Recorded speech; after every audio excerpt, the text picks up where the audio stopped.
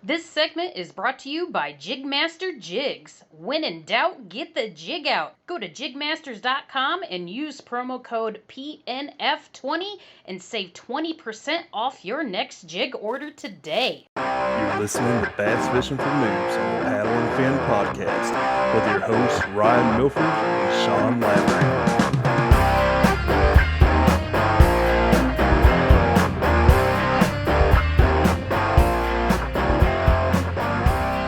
Welcome back to Bass Fishing for Noobs on the Paddle and Fin podcast. I'm Ryan. We got Sean in here. Hey, what's up, guys? And tonight, I've been accused of being a poacher. If anybody caught out the last final cast episode, Brad called me a poacher, which I guess I can, if the shoe fits, wear it. I guess I can take that because I like to, when I hear other guests on other segments and like I hear them mention something that I think's cool, I like to bring them on here and talk about it. So that's exactly what I did tonight. Tonight we have Mr. Jody Queen back on here. If you don't know Jody, Jody, if you're new to kayak bass fishing, you may not know Jody, but Jody's one of the biggest names in kayak bass fishing right now. I'm a big fan of him, and I had him on back in January. I believe it was the very first episode that aired in 2020 for Bass Fishing for Noobs. Back in January, and went over using the jackhammer and everything. That's still one of a really popular episode. So if you haven't checked it out, check it out. But we got him back in here. So welcome back to the show, Mr. Queen. Thanks, guys. I appreciate you having me. Now we appreciate you coming on here. We're the little people, and you're way up there. So you coming on here, we love it. I learn something every tournament. I learn something. I learned something from somebody who's been fishing for a year. 6 months. I just had a young guy in here this evening who was just so excited, because he just started fishing and he's just now getting into kayak fishing, and he's telling me some things about some baits that I've never used. He just started, and so we all have something to learn from each other, and it's just what we have to do is remember to share it.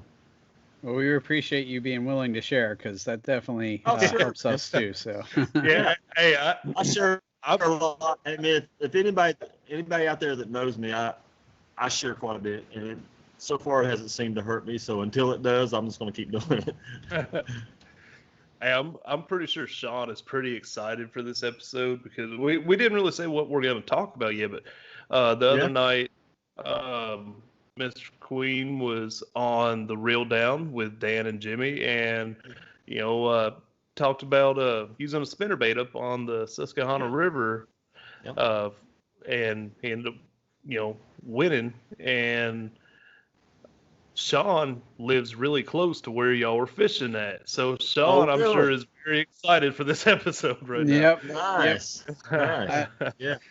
I almost fished it too. The local kayak anglers of Central PA had a tournament that same time in the same area that you guys were in, and I fished a few of the Central PA kayak anglers. Man, that's a great group. You guys did great. So I unfortunately couldn't fish it for whatever reason, but you were pretty much in my backyard, so I am so happy to get some tips for that. Because I can really apply this. Sure. I should probably be asking you tips. You live right there. I've been using inline spinners, and it's been working for me right now. That's what I've been using. Yeah. But yeah, we asked Jody to come on here tonight to talk about using spinnerbaits, and I'm really interested in the specific setup that he mentioned the other night. But I'd also like to talk a little bit about spinnerbaits in general. Okay. So first off, I want to go over, I'd like to ask you a little bit about the setup you throw it on, because something that I noticed when you were talking to Dan and Jimmy was you said you left the chatterbait rod at home, or left it at camp, or wherever. You didn't take it out there with you. No, I left it in the truck. Yeah. And something that got me with that, which I mean, you probably own a lot more rods than I do, but I would throw a spinnerbait on the same rod that I would throw a chatterbait on. So am I doing you something? Probably should. Okay. And a lot of people do. You know, Brett Hyatt, I mean, he's the guy that designed the thing, you know. I mean, he's going to tell you that, you know, I think he throws a lot of his on a heavy glass rod because it has, and he'll explain to you that when you're throwing a chatterbait, you know, you want that backbone about a third of the way down your rod, and that rod has that backbone, and you want a softer tip, but you want that heavy backbone when you get into the fish. And there's a few different schools of thought on that. You know, for me, it's geographical with the chatterbait. I know we'll get on to the spinnerbait in a minute, but I throw a fast tip, medium heavy rod. Essentially, if you go to a 7.3, you're getting a little bit of a spongier tip than you are if you're using a shorter rod. So it kind of makes up a little bit for that, not as much as the glass rods like Red Hot, you know. But I'm usually fishing a lot of heavy grass. And I like to be able to take that chatterbait and stick it in that grass. And if I'm in heavy high drill, I like to be able to get that real quick jerk out of it. So I need just a little more toward the tip of my rod than I would get with a softer tip. Now, I'm saying that because I know for a fact that you can use the softer tip rods in areas where you're not using fishing that kind of cover, you know, and they do real well. They do real well. They're a single hook, just like a spinnerbait. So, you know, a lot of guys like that softer tip, you know, because it's a single hook, and then, you know, they can throw it. Once they get those blades flopping and get that bait turning, you know, I mean, it's the design of the spinnerbait. I mean, it's kind of made to be thrown by the fish, you know, really. So you need that softer tip so they can pull, you know, kind of pull on it, and it kind of wears them down before they can get it up out of the water and sling it back at you.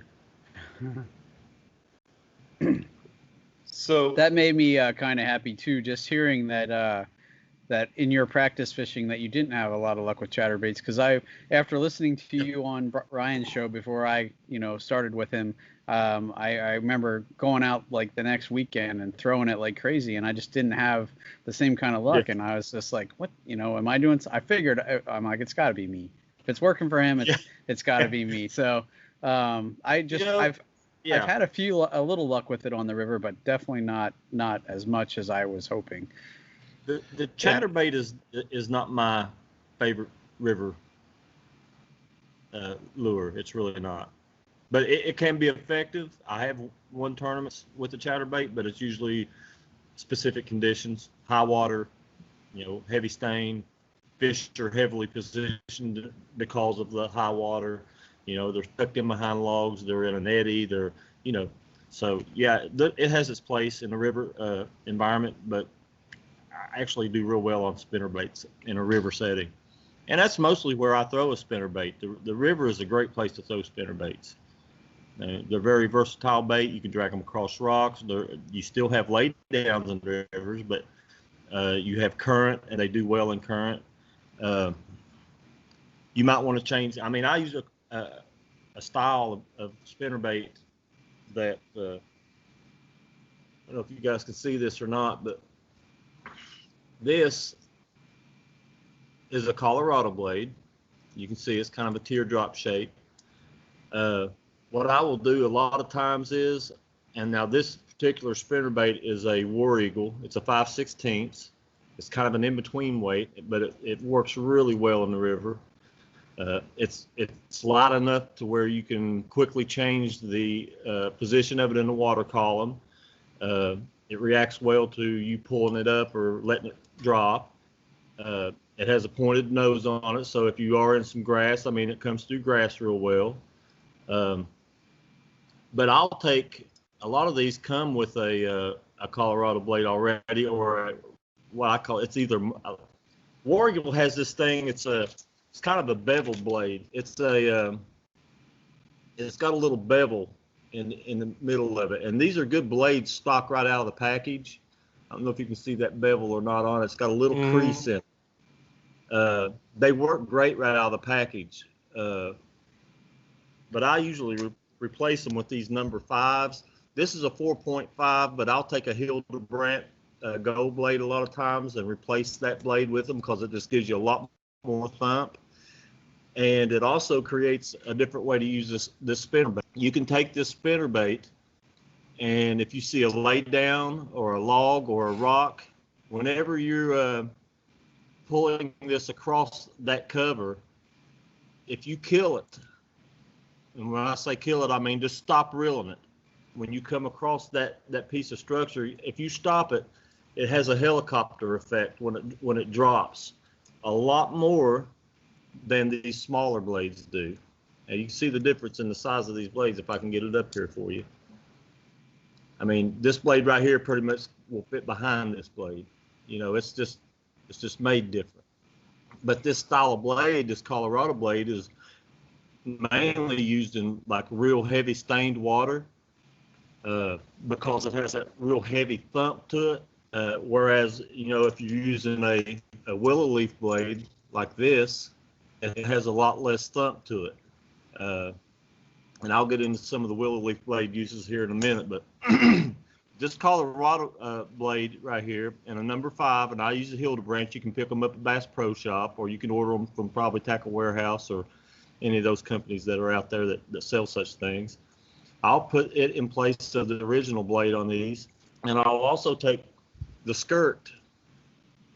Now, mainly these skirts that I use on these are mainly good for river smallmouth.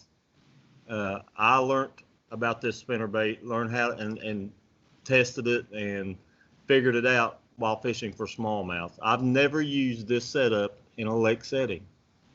It's always been in the river, so I don't know how it will act. You can take it out and yourself and experiment with it in a lake if you like. But I was telling somebody once before, any of these skirts that look kind of like a wasper, I know that's the colors of a wasper, the old brown wasp. They got all those like light browns and dark browns and reddish hues to them, copper hues.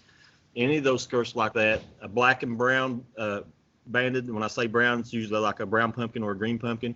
These darker skirts. This seems to be the best combination of blade and skirt that I've ever used in a smallmouth river setting when you have that stained water. And I was catching them on the Susky. I caught a few of them out of clear water on this bait, which really surprised me. There's something about the thump and the shape and the size and the rate of retrieve. They just like it. Smallmouth, of course, we all know are a lot more aggressive than largemouth. So maybe that has something to do with it, but they just didn't seem to mind that it was a big heavy thumb blade in a dark skirt in that clear water. It mimics crawfish or maybe a rock bass or something like that. So I think that has something to do with it too, as part of their natural forage. No, I used that on day one. We had some rain up there on day one on the Susky, and we kind of had 3 different kind of colors of water at that time. We had a real yoo-hoo looking water, we had a cloudy water, and then we had a real clear water. And I stayed in the cloudy water and the stained water with this bait that day on day one and did real good. now I can't. It's hard to tell from the video here. Is that a silver blade or a gold blade? No, I prefer the gold blades. You know, a lot of people use the gold blades in a lot of people use the silver blades in clear water, but I prefer the gold blades just about it. There's some exceptions to that rule, but most of the time I'll go with the gold blade, and I seem to do just fine with them. Now, as far as like the weight on the spinnerbait, do you match that with whatever color blade that you use? Not the weight. I like it's kind of an in-between weight. And I'm sure other spinnerbait companies probably make that weight. I'm not real sure, but War Eagles, they make that weight is a 5/16, and you can find them. They're fairly easy to find. A lot of tackle stores carry them. I think Walmart carries them. And I've been using them for a long time, and I've used a lot of different spinnerbaits, and I still love those spinnerbaits. I mean, they're just a great all-round spinnerbait. And where do you get the skirts? Like, because you're saying swapping out the skirts, you just buy a pack of skirts then? Well, yes, and they usually come in packs of 5, I think. I don't know if you can see these or not, and these are jig skirts. And if you notice on jig skirts, there's a little bit wet here. The collar, the rubber collar, you have a short end, like here, and then you have a long end on them, like here. And always use the long end up against the head of the spinnerbait because it gives you more frill back this way. That's the way I use them. Now, some people say that, if you use the short end, that this kind of acts like a trailer, the long end does. But a lot of times I'm not using a trailer hook on these, so I'll use it like that so that my hook is right at the end of the skirt. That way when they hit, they're getting the hook. So, but yeah, you can buy them Bass Pro Shops. That's really the only place that I've found that actually carries them with any regularity. They have a whole section. This is a section of them. I'm probably gonna make some of my own whenever I used to make jigs, so I got a bunch of skirt material and stuff. So after this, I'm probably about to make up some and throw them on some spinnerbaits. Yeah, I've had a huge reaction to the show the other night when I was talking about those spinnerbaits, and I planned on, after the season winds down a little bit, I'm going to make some of these and try to. I've never made them before, but I'm going to make some of them and put them out there and see if I get a reaction to them. If people want them, I'll continue to make them as fast as I can to whoever wants them. But I call it my New River special because I've made them for 10 or 15 of my friends and they love them. But they catch fish. They catch smallmouth. I can tell you that. That might be a good name for it, the Queen River Special. There you go. Yeah, I'll have you name it one. Just keep it quiet for a little bit so I can try it out before everybody knows about it. Yeah, it'll be like the year of the plopper. It's exactly what's going to happen. Yeah, every fish in the country will see them and they'll just quit hitting them all at once. On day 2, man, up there, I was going to show you this bait. This is a 3/8 ounce Strike King Pro model. It's got a nice bump swell across rocks and lay downs and stuff for logs and stuff. But on day 2 up there, the water got real clear, and this is a good spinnerbait for clear water. It's got a nice white skirt on it. This is a solid white skirt, but I also like to use like the pearl iridescent skirts in real super clear water. It mimics, emerald shiners or, any of the bait fish there that have that translucent look to them. I also opted in that real clear water. I went to this is a Indiana blade. I don't know if you can see this. I'm going to show you. Let me show you the difference. And anybody watching on YouTube, if you want to jump on YouTube and check it out, you'll be able to see what he's holding up here. I know on the podcast, y'all won't be able to see it. Right. But this is a Indiana blade. It's got more of a teardrop look to it. It's elongated. And this is your Colorado blade. See how much more round this blade is? Mm-hmm. This blade has a lot more thump to it.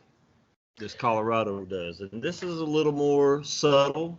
It still has a lot of good thump to it. It'll increase the speed of the spinnerbait a little bit because it just moves through the water. It's a little more hydrodynamic, I guess. And that one almost reminds me of the It almost reminds me of the bill of a deep dive and crankbait, from what I can tell. Yeah, it does. It does. It actually has that shape to it. Yeah. Most of these spinnerbaits, the second blade on them is like it's a number 2 Colorado, a lot of them, and this style of bait. And I very, very rarely change. Some baits I will, but 9 times out of 10, I don't even fool with that one. I'll just leave it on there. It's usually pretty good the way it is. It's a number 2, size 2. These pro models are really nice spinnerbaits. They come with the trailer hook already on them if you want to use the trailer hook. I leave the trailer hooks on these just because they have a type of skirt that is elongated in the middle. See how long that is? Mm-hmm. And that way it acts as a trailer. So if I've got that long skirt on the end of it, I want to hook back there in the end of that skirt so that when those fish, if they're hitting short on the end of that skirt, they'll get that hook. Whereas on the other one I showed you, the skirt stopped at the end of the main hook. So I don't always use a trailer hook with that spinnerbait. With these I do. They got a lots of elongated skirt on them, and it acts as a trailer. When it comes through the water, it pulsates. So it's got a great action. These are great spinnerbaits too. They're the Strike King Pro models. See how that skirt hangs down? That Indiana blade is really good in clear water, and I can use gold or silver or whatever. This happens to be gold, and it's good in stained water. Now, what do you consider clear water? You know, I feel like that's kind of dependent on the person a little bit. It is. I mean, for me, fishing the rivers and stuff all my life up here in the mountains, it takes a lot of rain to really get them muddied up. But clear water to me is visibility around, I don't know, 3 feet. You know, if you can see 3 feet down into it, it's fairly clear to me. Okay. You know, stained water, maybe 2 feet, and muddy water is 6 inches or less probably. But 3 to 4 feet, if you can see 3 to 4 feet down in it, to me, that's clear. That's about the same as I feel about it, but now gin clear, you can see 8, 10, 15 feet. You know, that's super clear, ultra clear, I guess. But yeah, I ran into some of that water back in like April, and I had no idea what to do. There were some fish on bed, and you know, we were fishing the live bracket tournament we've been doing here at Paddle and Fin, and it was so clear I could see them in it was like 12 to 15 foot of water, crystal clear. Wow. And yeah, that's tough. Yeah, and I never could get one. I sat there for like 2 hours. There were several fish around this submerged tree, but I couldn't get them to bite anything. Those fish are tough. Sometimes you got to kind of rely on their base instincts and maybe, you know, throw something in them that they just a real natural predator that they can't let go through. You know, I mean, I don't know. It's tough fishing clear water. A lot of people will throw a white jig. Some people will throw I've even taken a white tube jig and rigged a drop shot where it's only about 6 inches above my weight and drop them into those nests. And sometimes I'll get a reaction, sometimes I won't. Yeah, those are tough fish to catch. You know, light line helps, but yeah, that's a tough situation. You get those fish to hit sometimes. If they see you, you're done. Yeah, I'm pretty sure they saw me. And then it was in this small channel that was like maybe 15 foot wide. And there was a bass boat in the back of it, and I was in there fishing, and they came and went right over top of these fish. So, you know, I'll tell you a technique that I've used on several real clear water fisheries during the spawn is, you know, if I find those fish, I'll mark a waypoint on top of them. I mean, I don't mind being on top of them to mark the waypoint, and then I'll go do something. I'll leave that area for 25, 30 minutes, and then I'll come back and just pull my waypoint up and just stay off of it, you know, and just cast cast on that. You know, try to drag something slow through it, like a Senko or a bang stick, a Z-Man bang stick or something like that. You know, and sometimes you'll pick those fish up. They'll forget about you. You know, and if they don't see nothing else around, they tend to relax a little bit. So a lot of times, if you let them cool down a little bit, get off of them, and don't get back on top of them, if you can throw in them without getting on top of them, a lot of times they'll come around a little bit. I'll have to try that if I'm ever in that situation again. Yeah, I'm sure you will be. You will. It'll happen to you again. So to rewind a little bit, we talked about, the rod that you throw it on, or that you would throw it on. I know you said you actually was throwing it on like a jig and worm rod, right? Yeah. Yeah, that was kind of crazy to me. That. Well, if I was in a lake setting, that would be a little different. There's a lot of variables when you're in a river. The area I was fishing had a lot of current.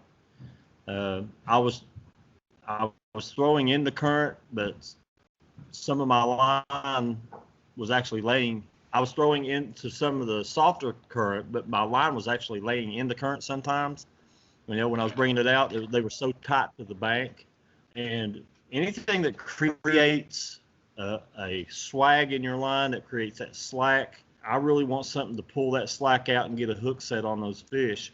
In a lake situation, you don't have to worry about that. I like a little softer rod if I'm fishing these spinnerbaits in a lake. I'll throw maybe a medium heavy, medium fast tip, in a 7.3 or something like that in a lake situation. But in the rivers, man, I tell you, I'm just about all medium heavy fast tip rods. I mean, it's just because a lot of current is in there, and I'll use fluorocarbon for the low stretch. I never use braid. I mean, everybody says use braid, but I never use braid. I just never was a braid fan, I've got one rod rigged with braid, and it's actually a topwater rod that I throw big whopper floppers and big buzz baits, and that's about it. Yeah, I'm the same way there. What about do you do braid to fluoro leader, or do you do like straight fluoro? I'm straight fluoro all the way, dude. I don't throw anything less than 17-pound test unless I'm throwing a crankbait and using a crankbait rod. I'll throw a 14, but I never dip below 14. I don't throw 10s, 12s, nothing. I don't care how clear the water gets. That's just me. I mean, that's what I do. I throw 20-pound fluoro on all my jig rods, and 17 on everything else. Chatterbaits, I throw 17 and 20 on with chatterbaits. Jigs are 20-pound. Spinnerbaits, I throw 17-pound test. I have dropped down to 15, but 17-pound test. I don't know why. It's it works. Yeah, for it me, works. Yeah. Hey, it obviously works. You got to. Yeah, I mean, it does. Back behind you, $6,400 from Hobie. So what I'm gonna hate is down the road when I find out that if I'd have been throwing 12-pound tests, I'd have won even more tournaments. But as of right now, I'm okay with what I've got. What you don't know won't hurt you. That's right. What I don't know won't hurt me. Man, there was something I was gonna ask about what you. Oh, are you still using that Berkeley Vanish fluorocarbon? I am. I'm using Berkeley Vanish fluorocarbon. Since we've talked, I won a couple spools of the Sunline, the Sniper, Sniper FC, and I've used it. Things about that. I've used it. It's a decent line. My Vanish, I like my Vanish better. And I could be off my rocker. You might think, well, that guy's crazy. I just like the Vanish line. It works for me. I hooked a 19-inch smallmouth on this last tournament that took me into a laydown and sat there, and I'm telling you, it sawed that line back and forth like this. It was him, it was me, it was him, it was me. And that line came out of there. It never had a nick on it.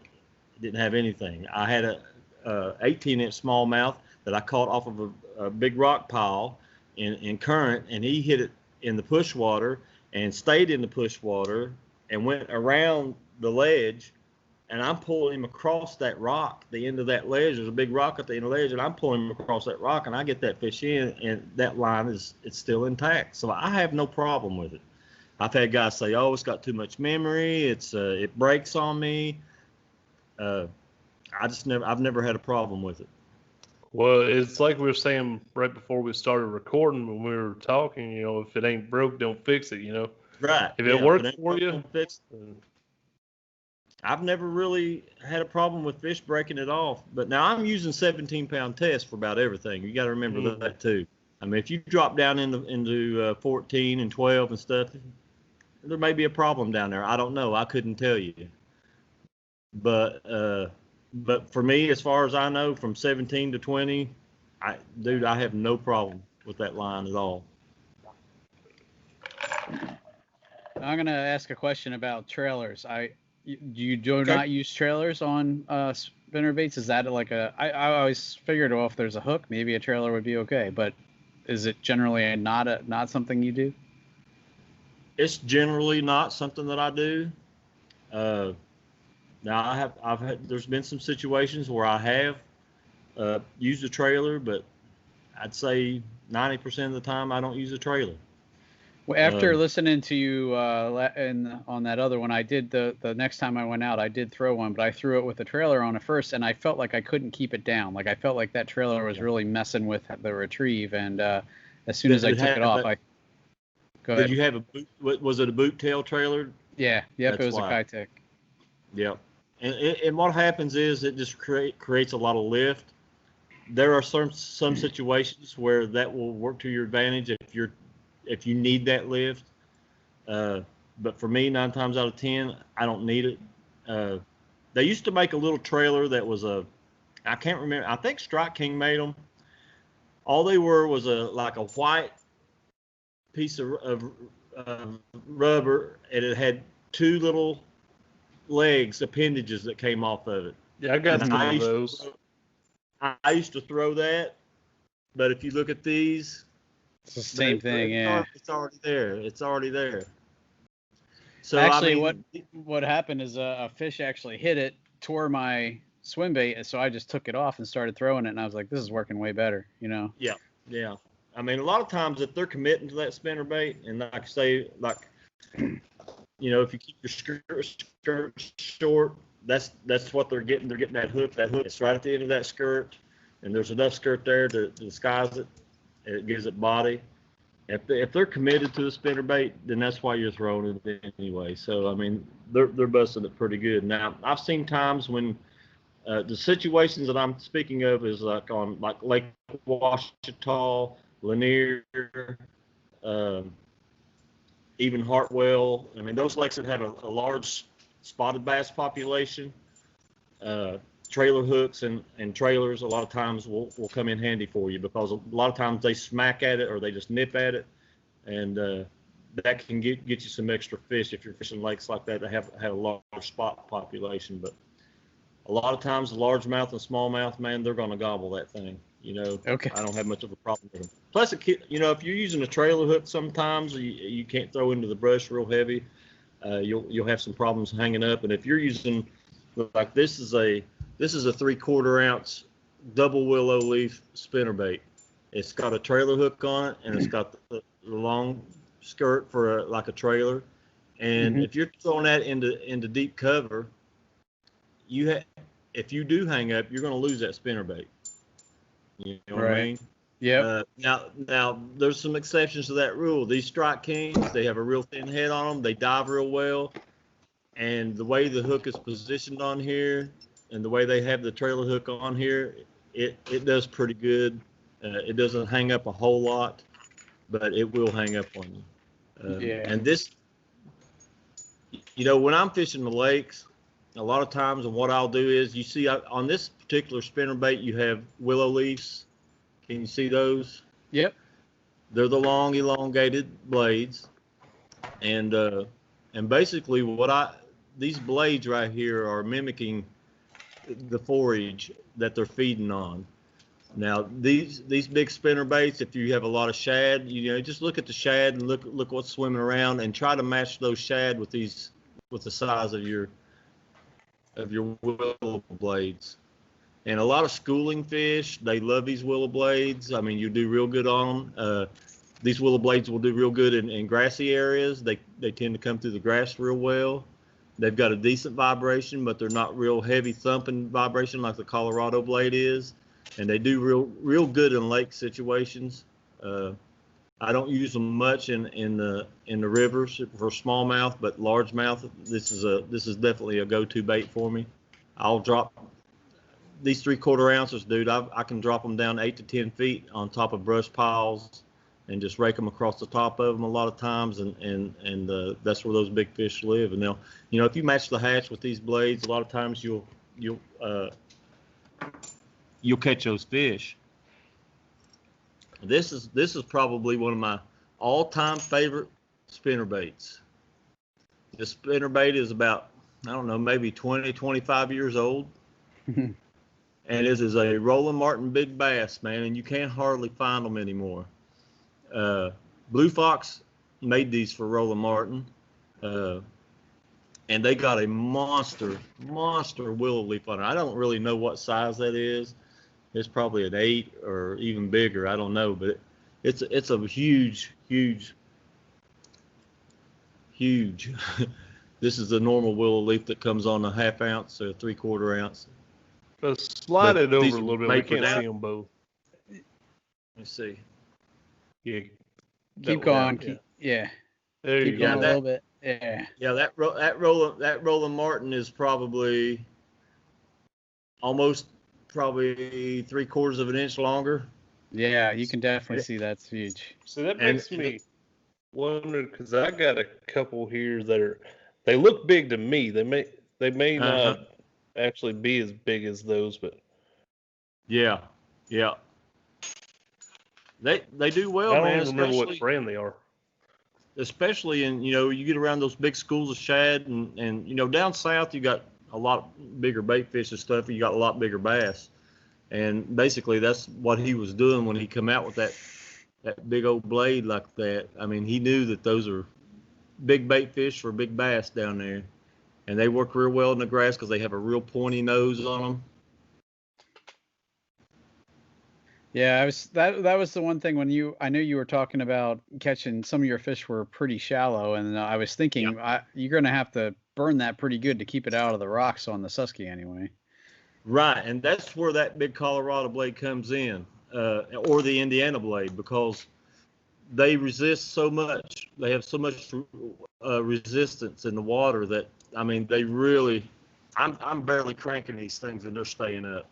Okay. So you have like you said, it's so shallow in the rocks and stuff. You have a lot more control over the depth of this in the water column, because that speed is so much slower on a natural retrieve. Okay.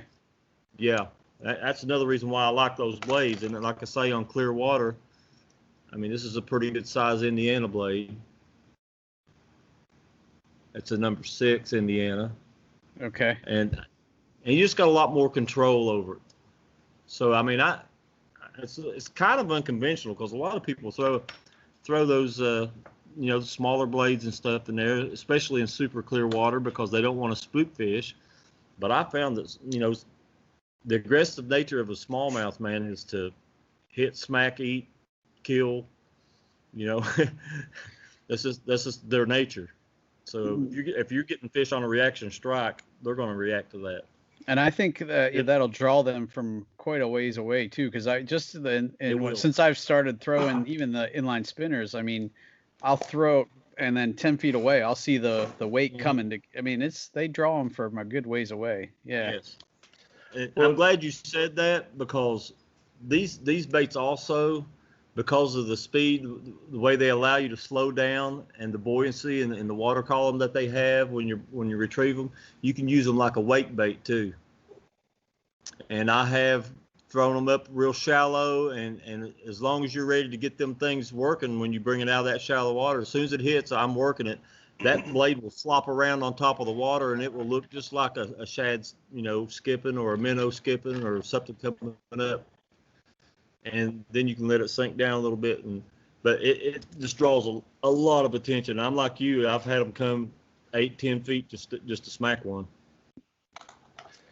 You were talking about like smallmouth being more active and aggressive and stuff like that. It actually reminded me of something that a comparison that I told my buddy a couple weekends ago when we were out on the water. Told him, say, in my mind, I feel like I understand largemouth better. I've been trying to find smallmouth, but I feel like I understand largemouth better because I feel like they're like me. They're kind of lazy. They like to sit in the shade and just chill out and everything. Yeah. Well, yeah. Smallmouth, I feel are more like Sean. Sean's like real active. He used to be like, runner, volleyball player, all this kind of stuff. He's the athletic type that likes to, just be active all the time. Yeah. And that's the way I feel about smallmouth. So, I'm trying to understand Sean a little better so I can understand small. Yeah. So that's a good analogy. Yeah. But let me add to that just a little bit. I'll tell you something that I've been smallmouth fishing. I mean, I've just learned lakes here in the last, I'd say 5 years. Something about smallmouth that a lot of people don't realize, in a way they're like us too, in that the older these fish get, the less they want to be out there in that current. There's times when they have to feed, and water conditions will dictate that they stay out there. I'm not talking about the 18s and 19s. I'm talking about the 21s, the 22s, the 23-inch smallmouth. I've had a lot of success catching those big fish right up against the bank, right in the shade. I love it on sunny days in a tournament because I know that if I can get out there, mid-river and fish the eddies and the ledges, I know that I'm going to get a good limit of fish, and they're probably going to be good size. But if I'm going for that kicker fish, I'm not going to be out there. If I'm going for that 20, 21, 22-inch fish, I'm going to find me a big sycamore tree on the New River that's sitting in a foot of water, and it's got a hole back underneath the cut bank, and I'm going to run everything through there I can run through there, because those fish will get back in there, and you will never know they're there. I've literally gone up that river, and I was telling the boy this today. I've literally gone up that river with a stick and run those sticks back under those roots and back in them holes and chase those fish out of there. I mean, they're in there. They're hard to get to. I've dropped jigs down inside the roots. I've been standing right over top of them and dropping them down on the webbing in the roots and stuff, and caught those fish out of there, even though you're standing right on top of them.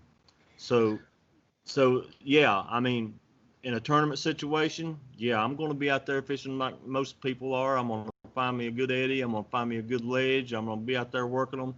But when I want that big kicker fish, I'm going to go to the bank. Almost every time I'm going to go to the bank. And I spent 2 days on the bank this last tournament. I fished the bank the whole time. So we're talking like calm water, like not much current? I'm talking any kind of water. It can be current. I caught fish this last tournament in moving water that was right on the bank. I'm telling you, it was 6 inches deep, and I'm catching 17-inch, 18-inch fish out of them. The 19 on day one, I caught it out of 6 inches of water. On day two, I caught a 19 1/4. I caught it out of 6 inches of water. It was right on the bank, right on wood, and that's just where they were. And you'd never know they were there. I floated right over top of some stuff that I didn't think had anything in them, and then come back to it and caught those fish off of it. So they're masters of disguise. They're masters of hiding and not letting you know they're there.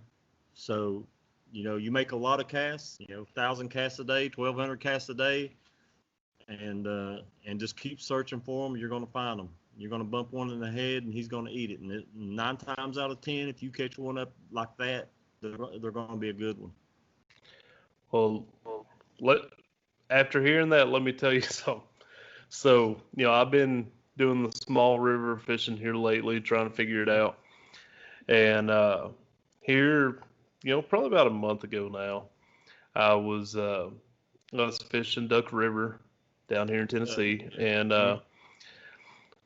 there's this calm stretch, and over by the bank, there's like some timber under the water. It's about a foot of water over there. I cast over there, and I got hung up on that log, and I couldn't get it loose, so I had to go over there to it.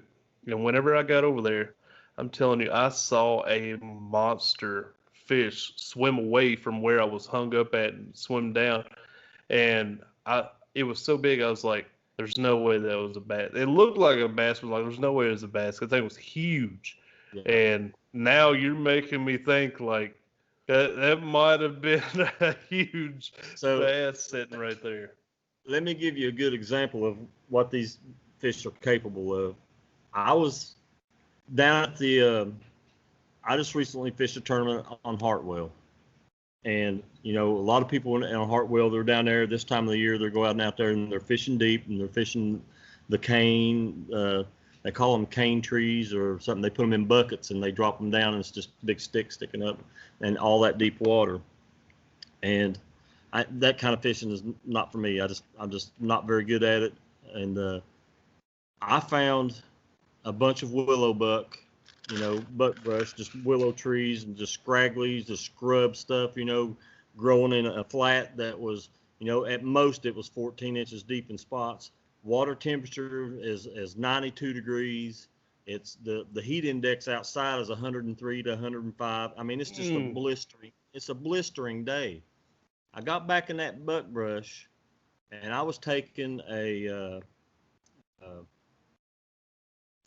Mag Fatty Z by Z-Man. It's just a big floating big worm. And I was just dropping it. I was right on top of this stuff. Now I'm talking 14 inches of water. And what I noticed was while I was fishing this stuff is all that willow buck was growing in kind of a soft bottom area. It had a little hard bottom about 4 inches down. And what these big bass were doing, and I caught some 5s and 6s during practice in there, they were getting under that willow buck, under the main stem, and they were eating out a hole underneath of it and just laying in it. And they were just laying directly underneath it, and they were shaded at all times in that willow buck. But they had got under there and was laying under that willow buck. Not just one, but several different areas that I went to. I caught some nice fish in there. I ended up 4th and 5th, respectively, on day 1 and 2 in there.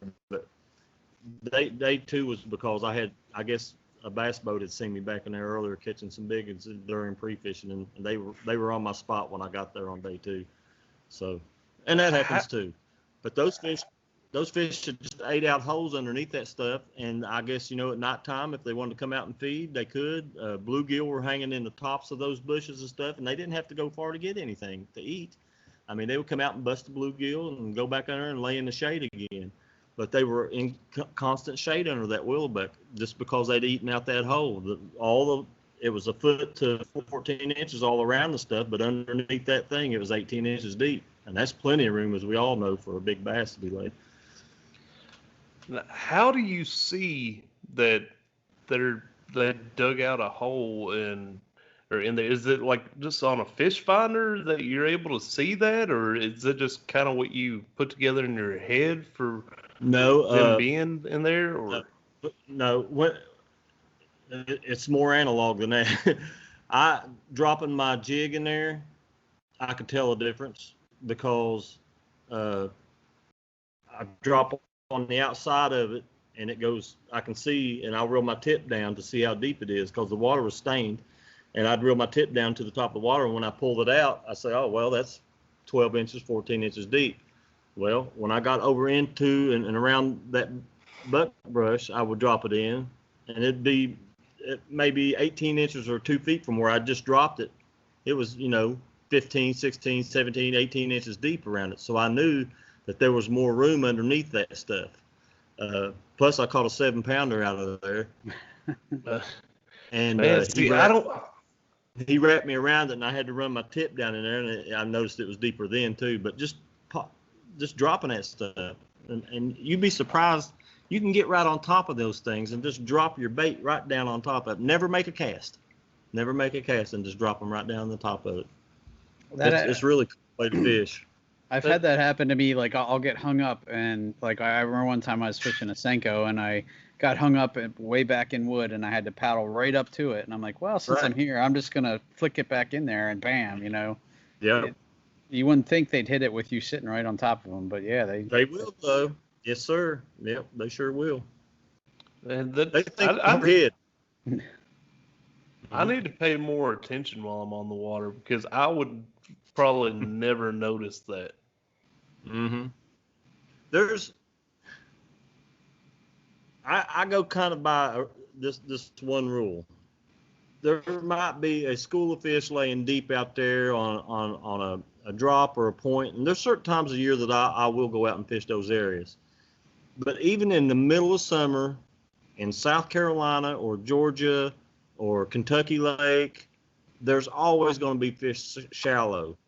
The thing that separates those fish that are actually shallow, and there might not be as many of them, if they're shallow, they're active. So even if you're beating the banks in that kind of weather and that kind of heat, and you'll catch fish shallow.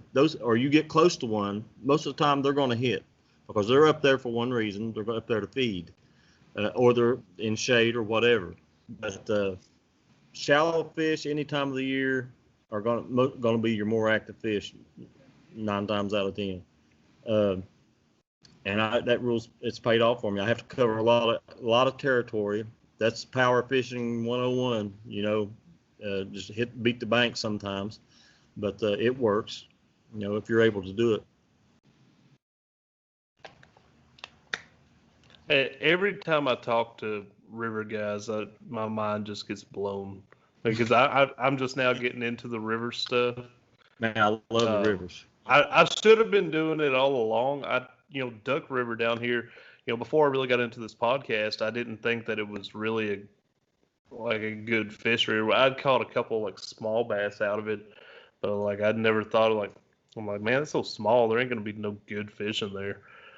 And then when I started this podcast, started talking to people, started talking to more local people, got in the community a little more, so I realized that it's actually one of the best smallmouth rivers here in Tennessee, and I'm 5 minutes away, and I ain't been fishing this whole time. Yeah, I fished the duck a couple times. I've caught some nice fish out of it. Lakes can be kind of daunting to somebody who's not used to them. Like Sean, here, you're a river fisherman, right? Well, I fish lakes too. I have small lakes by me, nothing like Gunnersville or anything. They're all tiny. You got a lake like Kentucky Lake that's 65 miles long or something like that. And yeah, you got Chick, you got Gunnersville, you got these big lakes. But what you got to remember is, and the way I kind of look at it is, a river is just a microcosm compared to these big lakes. These lakes are all backed up rivers.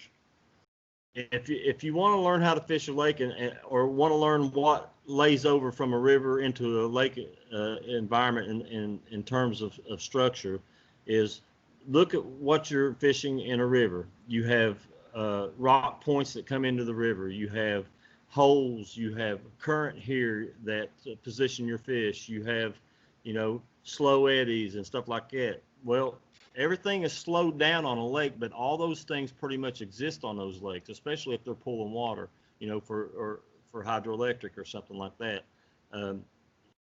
If you can overlay your river onto a big lake like that, it might help you out, because all those little rock points that you're fishing in the river and catching fish off of that are blocking that current, they do the same thing in a lake a lot of times, especially if they're pulling. Interesting.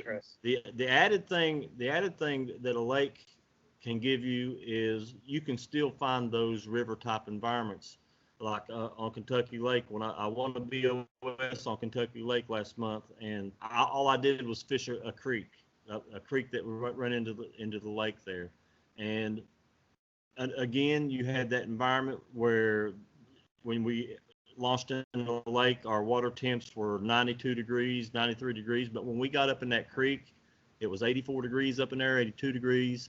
The creek had a lot of 8-out holes in it, had a lot of laydowns in it. The water was crystal clear, and you couldn't really see anything in there. You didn't really see any fish, but they were in those holes, hiding in those dark recesses, just like big bass do. And I was really surprised at the size of fish that were in those creeks. Corey Dreyer and I, a good friend of mine and fellow angler, I mean, we were up in this creek fishing, and we were shaking fish off. It was during pre-fishing, and I had one about 17 inches, on a worm that I cut the hook off of, but I was just throwing the worm, with the sinker, and he had it in his mouth, and you just keep steady pressure on him, and then you can get him up. Well, I got him up, and I said, "Oh man, look at there, Corey." I said, "There's a 17-incher," and about that time, this fish had to be 8 pounds. He come out of nowhere. I mean, he'd been sitting right in front of us the whole time, and I didn't even see him. He came up and hit that fish right in the side of the head, trying to take that bait from him. And that fish was probably 8 pounds. I'm talking an 8-pound bass in 3.5, 4 feet of water in a creek. Wow. And I mean, Corey and I, both of us looked at each other, was like, "Oh my God, did you see that?" I mean, it was crazy. It was crazy. And those fish so you have that environment in these big lakes where you have a lot of feeder creeks come in. And if you're not doing any good out there beating the banks, don't waste your time out there. Go find some cooler water in these summertime conditions. Get up and find some place, a spring running in or something, and see if it doesn't change your luck. Now, I'm just curious, by talking to you, it sounds like you do a lot of shallow water fishing. Do you ever do much deep water fishing? There's certain times that I do. A lot of times these fish will position in deep water. I mean, coming off of winter time or going into winter, sometimes, there's a period of the year where they like to move a little bit deep. And a lot of people say, well, after the spawn, man, they go out there and they lay deep. Well, that's true for some of them, but they don't all do that. I found that, just as many will stay shallow. They'll run up in the creeks and they'll find a place to lay for a while and recoup it and feed up, because there's always bait fish in those creeks. And I think a lot of it has a lot to do with positioning on bait fish and current flow. But yeah, I mean, if I'm fishing 12 to 14 feet, that's deep for me. That's really deep. Now, on some of these lakes like Ouachita, the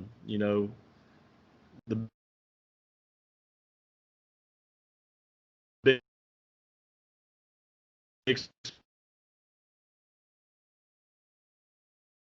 You're freezing up on us a little bit there, Jody. I wonder if the mic wave's causing interference. There we go. Now we got you back. Yeah, sorry, you froze up on us there for a minute. You guys froze up on me. You froze up on me, man. Yeah, we got you now. So yeah, I'm rarely in over 10 feet of water. That's awesome to know that one of the biggest names, one of the best kayak fishermen. All right, man, you're just making me blush now.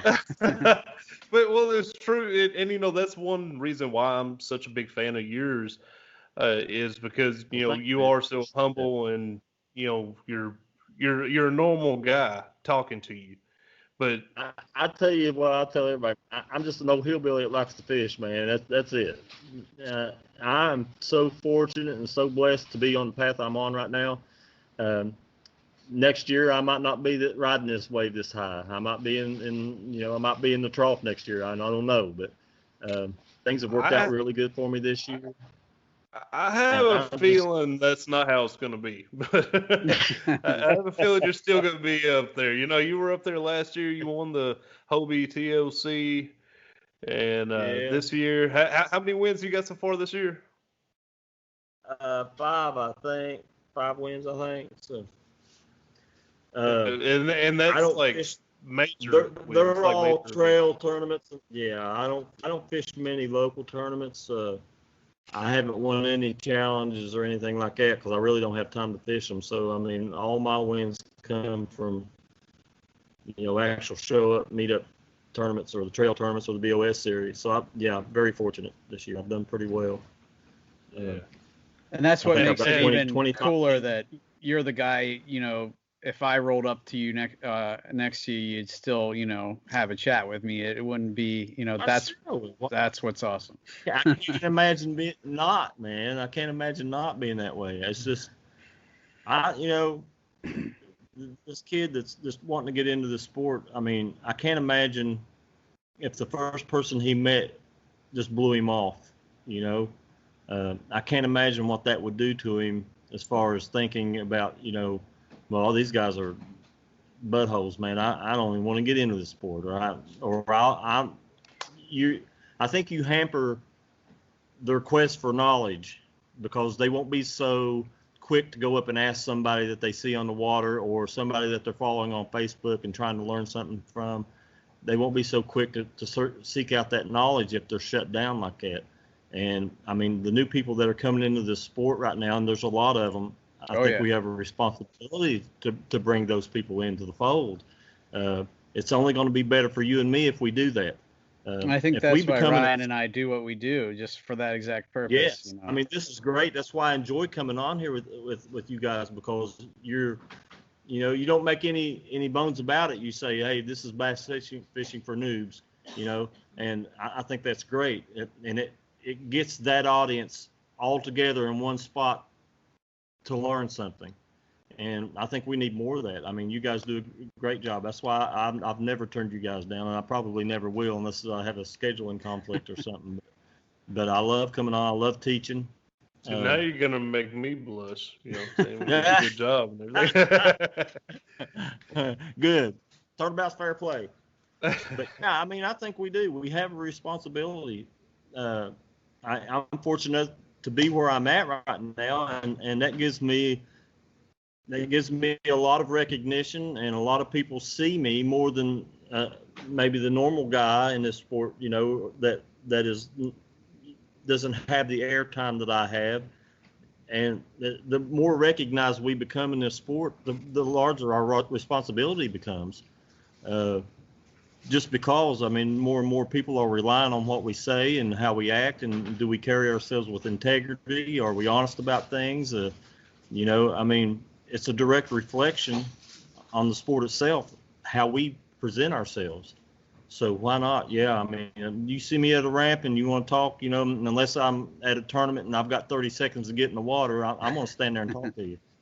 I mean, if you got a problem at the ramp and first cast comes, I'm going to be there with you, helping you get started if I think I can help, But, I mean, that's the way we all should be, I think. We should carry ourselves. And there's some guys that do that. I mean, we got young guys like Jackson Orr, and I mean, those guys are the future of our sport, and he's a great representative of it. Cody Milton, another great representative. Corey Dreyer, man, you won't find a guy that fishes with more integrity and intensity than him. I could just sit here and name a bunch of them off. Christine Fisher, I mean, she's another great representative of the sport. Jason Broach, Jay Wallen. I mean, these guys have been in the sport for a while, and they're free to share information, and that's what we need. And it's going to be us that take it into the next level by bringing these younger people in. They're going to be the future. Long after we're gone, we want to leave something behind that says, "Hey, we did it right, guys." That's what I want. That's awesome. That's exactly why you deserve to be where you're at. Up Amen to that, man. Up there in the top. Hey, man, I appreciate that. Thank you so much. But yeah, we're a little over an hour now. Sean, man. What you saying? I'm a blabbermouth? No, that's not what I was saying at all. Yeah, Sean, did you have any more questions about like spinnerbait or anything else we talked about tonight? I think we covered a bunch of it. I mean, I'm definitely, I can't wait to get back out and try it. So, yeah, I might. this is a might.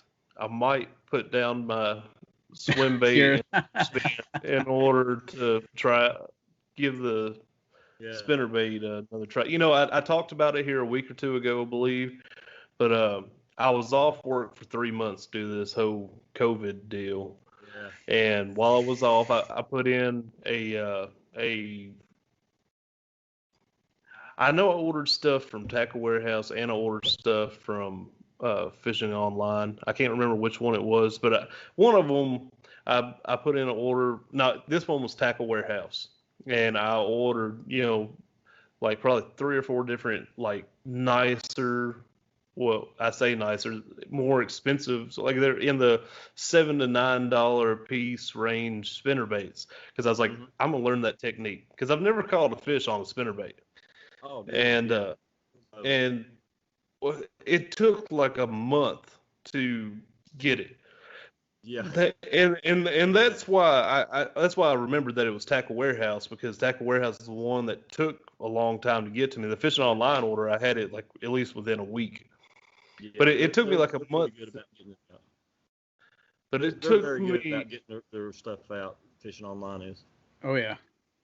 It took me about a month to get that package with those spinnerbaits. Well, between the time me ordering it and the time of me getting it, man, I done found that Wicked Willow by Wicked Weights, that underspin. Yeah. Put a kayak on it, and I've been hooked ever since. And I ain't used a spinnerbait ever since. I know. You're cheating yourself though, dude. You're cheating yourself. Yeah, I gotta try. Master as many baits as you can, and whatever you build confidence in, go with it. I mean, I can sit here and preach to you about spinnerbaits all day long, but if you don't have confidence in it, I'm going to tell you not to throw it. But in order to gain confidence and figure out whether you can have confidence, you have to throw it. See, I will tell you this. Go ahead. I was going to say, you kind of got an idea in my head. I don't know if I want to say it on here or not, but no, I'll go ahead and share. You shared your secret. It might not even work. I don't know. Okay. But okay, that Wicked Willow's got that little willow blade on it. Yes. So I'm wondering if I take like a little Colorado blade, like you're talking about, that Colorado blade's got more thump. But wonder if I take one of those and put it on that Wicked Willow. I guess it'd be a Wicked Colorado at that point, but yeah, give it more thump. I wonder what that would do. Well, you'd have to use one that was small enough to where it wasn't bumping the bottom of the bait. That's what. Okay, here's one of these little ones in the middle. Yep, that number 2. That's what I'm thinking. Well, it's hard. That might be the ticket, dude. And that's the way. That's great. Hey, man, try all that stuff. If you have an idea like that, man, just if you got the time to do it, do it. Go do it. I mean, figure it out, because that's the way I figured out these spinnerbaits. I'm like, man, I just need something I've got more control over. I need something that, that they'll hit on a fall and heavy current and muddy water. And, I'm just kind of put 2 and 2 together. And that's how I come up with this little arrangement I got here. And think about, especially on the Susky, I'll leave you with this. That shallow water, man. On these rivers, especially the Susky, don't overlook that shallow water. They're almost out of the water. And when you're hitting those banks and you're sitting in maybe 18 inches or 2 feet of water, and you think, man, that's probably 6 inches deep up there or 4 inches deep up there, there may be a hole that you can't see on the other side of a log or anything. And those fish will pull up in there. Throw those spinnerbaits up in there. They very rarely get hung on those big logs like that. You can slide them right over top of them, kill it, let it drop, pull it up again, and just change it up, change up your retrieve, and figure out, and you'll figure it out. Eventually you'll figure, oh, wow, that fish hit while I killed it. Well, that fish hit as soon as it hit, or, he come off the tip of that log, or, you'll just pay attention to what you're doing, and you'll figure it out. There'll be a pattern that will jump out at you.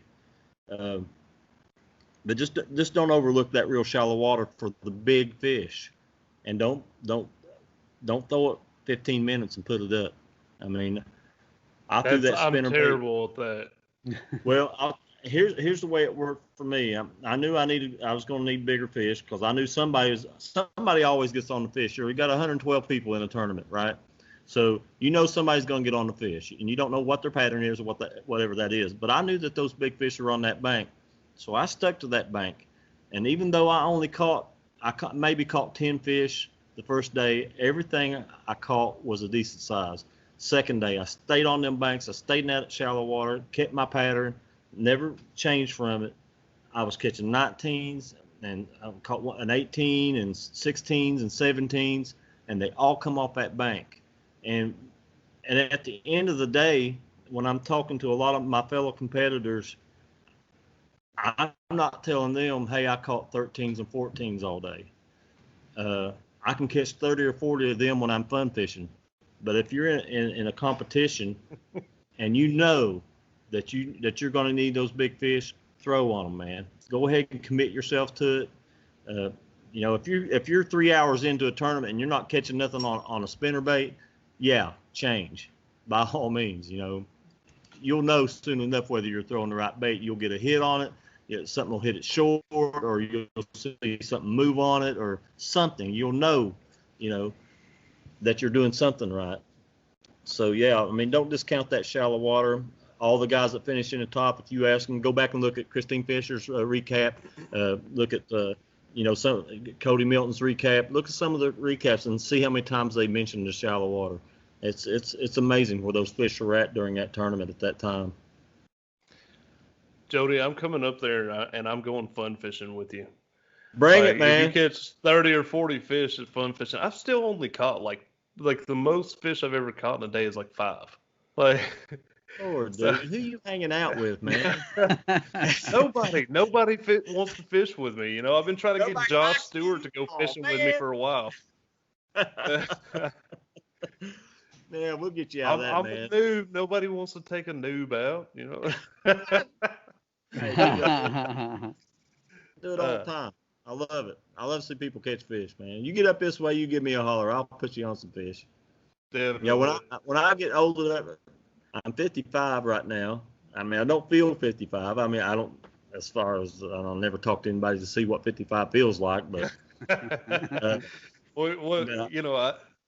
feel good, and as long as I'm able to do this, I'm gonna try to take people fishing that want to go fishing, but there's going to be a time when competing is going to get too rough for me. I know it's coming. It might be 10 years down the road. Hopefully, I'll last that. You got about 20, 25 years before that happens. I hope so. I'll be the next Nick One, man. I'll be out there with a walker on the front of my boat. And but hey, Hobie might let you use a trolling motor at that point. You reckon? They'll adopt the amendment and they'll call it the Queen Pity Rule. But oh man, I'm probably at some point in the next 7 or 8 years, there's going to be a point where I say, okay, I'm ready. I'm probably going to start a guide service, and I'm going to take as many people fishing as I can. So, I mean, that's kind of what I'm looking forward to later on in life. When I'm done competing, I'm not going to get off the water. I'm just going to do it in a different way. I want other people to get, experience what I've experienced and been lucky enough to experience. Well, sign me up as your first customer. I'll take your number 2, man. Hey, I think you're going to be booked at the same time. By then, I should have at least 2 kayaks that you guys can use. So. Hey, I'll bring my own kayak. That's man. Not a big deal. We with a plan right there. You got it, dude. All right, man. Well, you want to shout out sponsors and all that good stuff? Sure, man. Fishing Online, Yak Attack. I mean, both those companies, we all know Yak Attack. I mean, they're always making something that we can use on our kayaks, man. But they just don't make great products. They're good people. I really have a great relationship with them, and they're just a good company. Fishing Online, like you said, man, you got your stuff that quick. I do the same thing, man. I've been in a situation where I needed something, and they have overnighted my stuff to me. And I mean, they're just on it. You know what I mean? They care about the anglers that represent them. And you know, Dakota Lithium. I mean, I've really, for a long time, I didn't need a battery for my stuff, you know, but man, since they came along, I started using their products, man. I run everything off of them. I can keep my phone charged. I can power up my camp lights. I can blow up my air mattress. I can, you know, and it's just a great company and great products. Casting rods. I can't say enough about this new Icon series that's coming out. Man, when it hits, if you guys get a chance to try one out, you need to try them out. I mean, they're totally different. I mean, they got Kevlar grips, and I'm a big fan of cork. I love cork handles.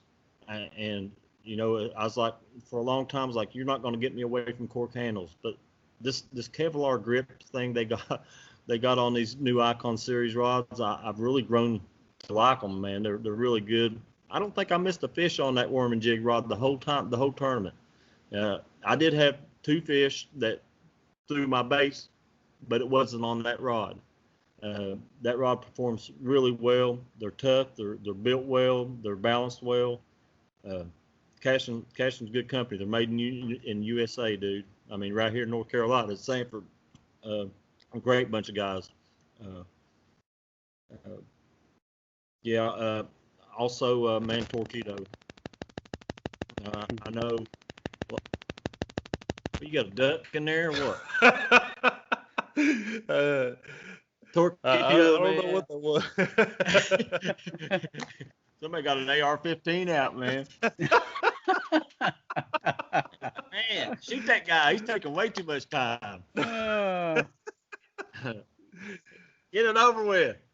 I'm sinking over here. Tough crowd.